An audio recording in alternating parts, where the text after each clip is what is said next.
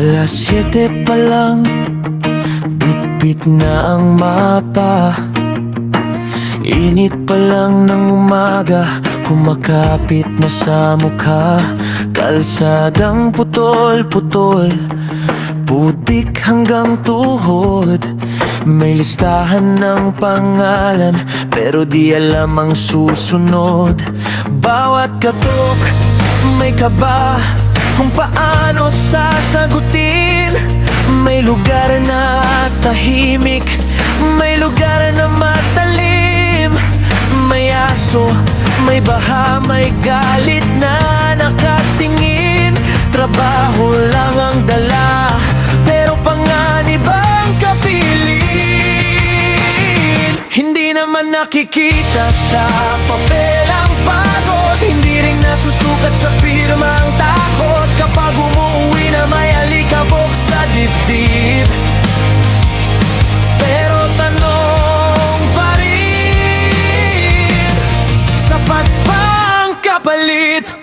Tax mapping sa iinit, sa ulan, sa alikabok. Lakad hanggang mangalay, oras ay nauubos. Harap sa di kilala, minsan galit ang bungad, pero tuloy pa rin kahit walang dagdag.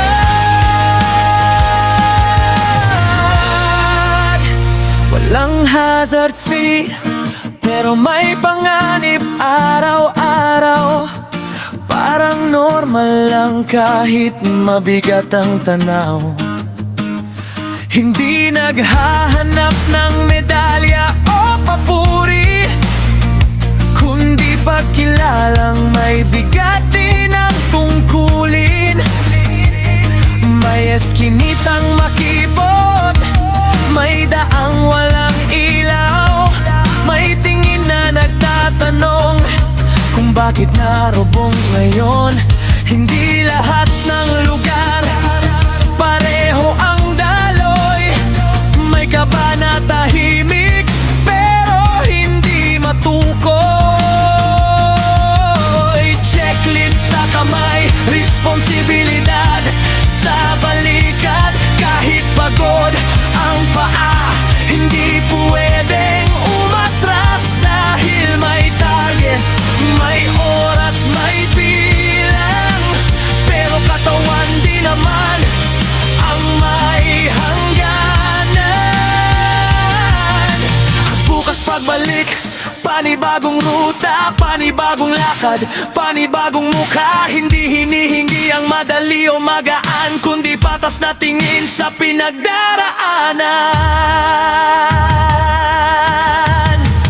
Tax mapping sa init, sa ulan, sa alikabok. Hindi lahat ng hirap nakikita sa report. Bawat hakbang may kwento, bawat araw may laban. Kahit walang hazard fee, trabaho'y tinutupad. At pagdating ang gabi, tahimik ang tanong kung kailan kikilalanin ang bigat ng maghapon. Dahil sa likod ng numero at dokumento, may taong umuuwi ring pagod at totoo.